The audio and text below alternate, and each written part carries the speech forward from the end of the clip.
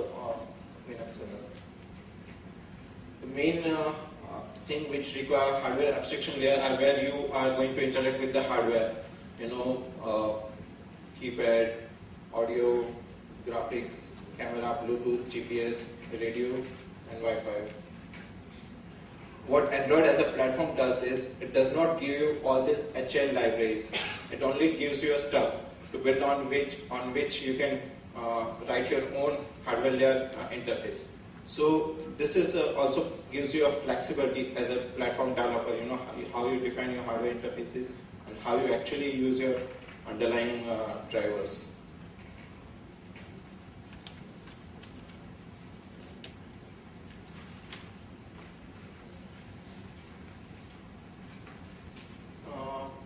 In Android runtime, Android has its own custom clean room implementation of the virtual machine. It's called Dalvik virtual machine.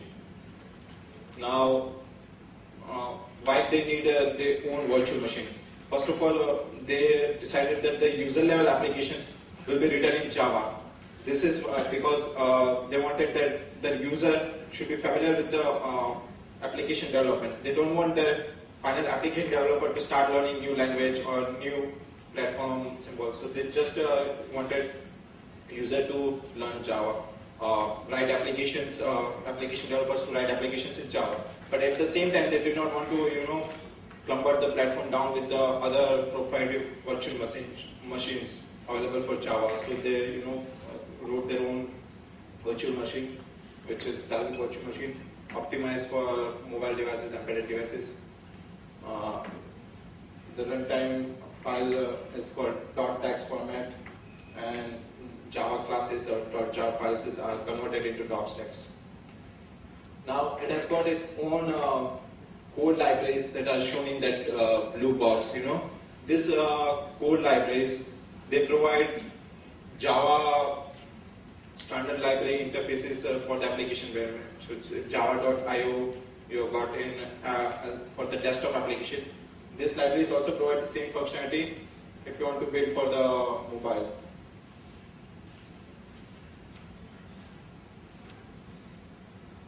As I said, there is an application framework. This application framework provides essential services for the application about like that.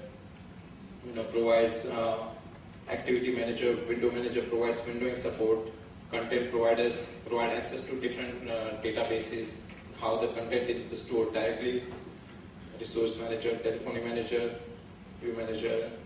So all this provides direct support to the applications.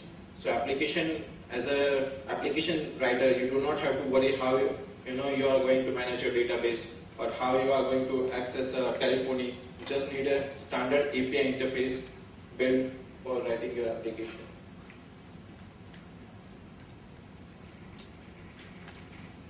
I'll go through the platform initialization here, how, when you boot up the Android, how the device starts, what are the processes formed. As you boot up, a Linux kernel starts as shown in the top arrow. Then it of course starts. The init process is the main process in the Linux. Then it starts its first the system level daemons. Then it starts the Android proprietary Zygote binary. This Zygote starts the Dalvik virtual machine and loads the different application framework first, or application manager, audio manager, surface manager framework on that, and then all the user level applications are loaded onto the device.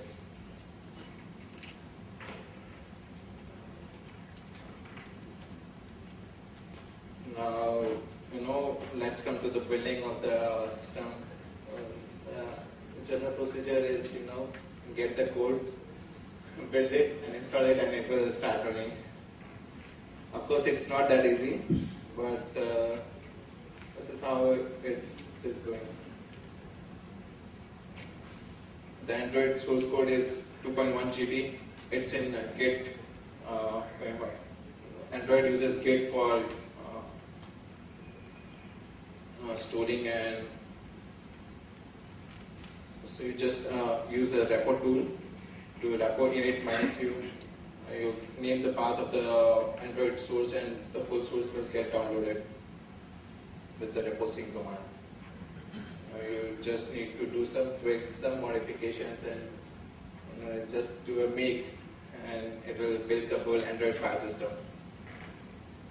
Now let me tell you, when I say tweaks and modifications, Android, when you download Android source completely, and you do a make, it will do a default make, which will install all the system libraries. We'll come to that, what will it do after making. But the make done by the default Android system is for default target, which is ARM v5 processor with a standard system hardware. You can of course modify all those parameters before giving you a make. You can use your target, you can define what is your hardware, you've got Wi-Fi, you got GPS, and you could do the make and it will install for that.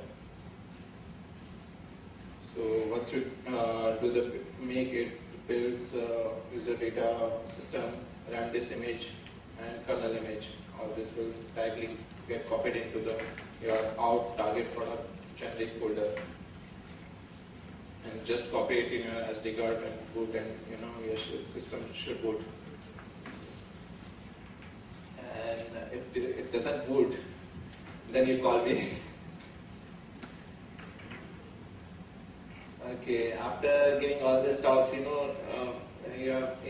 various people here, you say, where do I figure in this platform? Where is the role? What role I should play in? I have shown you the complete architecture framework stack, where what are the things, files I should need to learn, I should need to study, or I should need to change or modify.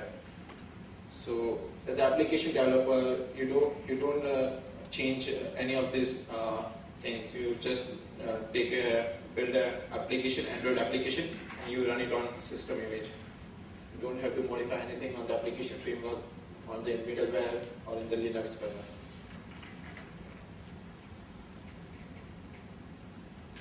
As a platform developer, you are building a application, or you are building a platform product. You have got a own VUIP stack. You need to compile a VUIP library. You need to add your new VUIP library, or forget VUIP. If you are using your own custom proprietary media player with its media player format, you need to add your media player library here. You need to add your platform product. So that time you'll be making changes or doing rebuild in your application framework also, and also your middleware. If you are a hardware developer, if you are developing a device, of course you need to make changes in your Linux kernel. Of course you need to make changes in your platform and even your application framework, depending on what functionality you want your user to use, what are the things, APIs that you pass on, and such. And if you are doing just porting, you don't change much in a Linux kernel. Also, you get the base kernel with the running on the device. You apply the Android patch, and you do changes in the Android framework and make it run without any changes on the application or the Linux kernel. Okay, that's it from here. Any questions? The question is, if you build the make, it gets us 3 to 4 files .img. If we put directly for the emulator and boot it, it will be reflected what the change we have done. So my question is, on emulator is very easy, nothing to do. But for the hardware on the device, like I have SKC Hero, if I want to put it on that, my customer any changes on the Java level, not the C++ level. So what are the steps need to do that? If you want to get the question, what your intended purpose is? You can take it like I just build it, I want to put on the hardware device, not the emulator. Yeah. So to burn it in that RAM, sorry, that wrong one, how to do that? What are the steps for that? So if you want to run your application on a device, full image of the 4 files, I want to port on the device. Okay, you want to port all these files on the device? Yeah. Okay. Then again it depends on the type of device. You've got what type of hardware you got. You got a Beagle board, you got Zoom board, you got IMAX 51 based hardware. Each device has got a different kind of booting environment in an embedded world, what we call a booting system. So each device has got a bootloader. Then it loads